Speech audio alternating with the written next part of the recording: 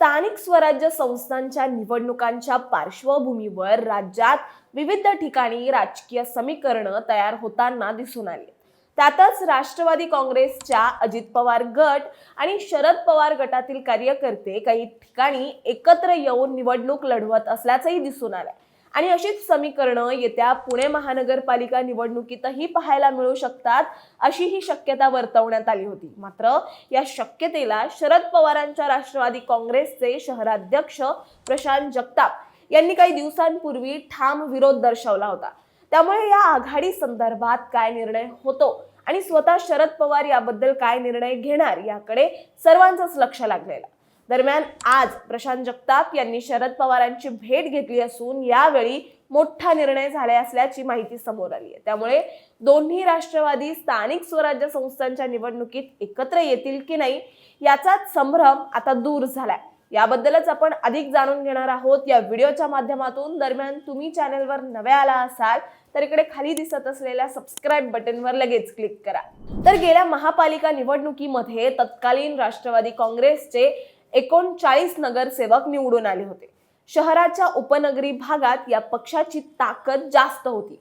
आता दोन राष्ट्रवादी काँग्रेस वेगवेगळी झाली असल्याने त्याचा फटका महापालिका निवडणुकीत दोन्ही पक्षांना बसण्याची शक्यता आहे। त्यामुळे एकत्र येऊन निवडणूक लढवण्याबाबत जगताप वगळता अन्य दोन्ही पक्षातील पदाधिकारी हे सकारात्मक होते।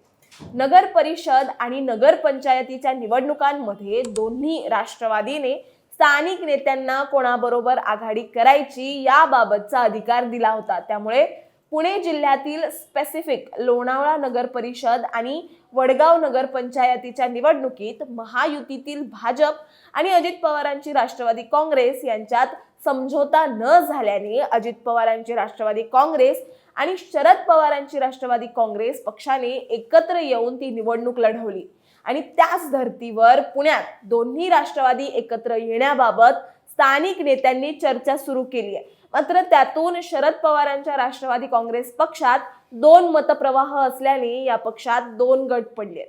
त्यामुळे आगामी महापालिका निवडणुकीच्या पार्श्वभूमीवर पुण्यात दोन राष्ट्रवादी एकत्र आघाडी करू शकतात अशी शक्यता वर्तवली जात होती। पण या शक्यतेला राष्ट्रवादी काँग्रेस शरद पवार गटाचे पुण्याचे शहराध्यक्ष प्रशांत जगताप यांनी कडाडून विरोध केलाय। त्यांनी थेट राजीनामा देण्याची भूमिका मांडली आहे। त्यानंतर आज ते शरद पवार यांच्या भेटीसाठी दाखल झाले। त्यानंतर दोन्ही राष्ट्रवादी एकत्र येण्याबाबत काय निर्णय होतो याकडे सर्वांचंच लक्ष लागलं होतं। तर या बैठकीनंतर प्रशांत जगताप हे माध्यमांसमोर आले आणि त्यांनी या विषयाची महत्त्वाची माहिती दिली आहे। पुण्यात महापालिका निवडणुकीत दोन राष्ट्रवादी एकत्र येणार नाहीत।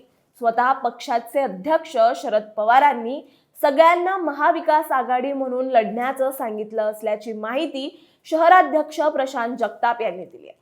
सगळ्यांना महाविकास आघाडी म्हणून लढण्याचं सांगितलंय, त्यासाठी तयारी करा असं देखील शरद पवारांनी सांगितलं असल्याचं जगतापांनी म्हटलंय। आज प्रशांत जगताप यांनी शरद पवारांसोबतच्या भेटीमध्ये पुणे शहराच्या निवडणुकीच्या पार्श्वभूमीवर लेखाजोखा मांडला। काही दिवसांपूर्वी दोन्ही राष्ट्रवादी एकत्र येण्याच्या चर्चेवर आता पूर्ण विराम मिळालाय। यावेळी शरद पवार यांनी स्पष्ट केलंय की पुण्यात आणि राज्यात आम्ही महानगरपालिकेच्या निवडणुका महाविकास आघाडी म्हणूनच लढू।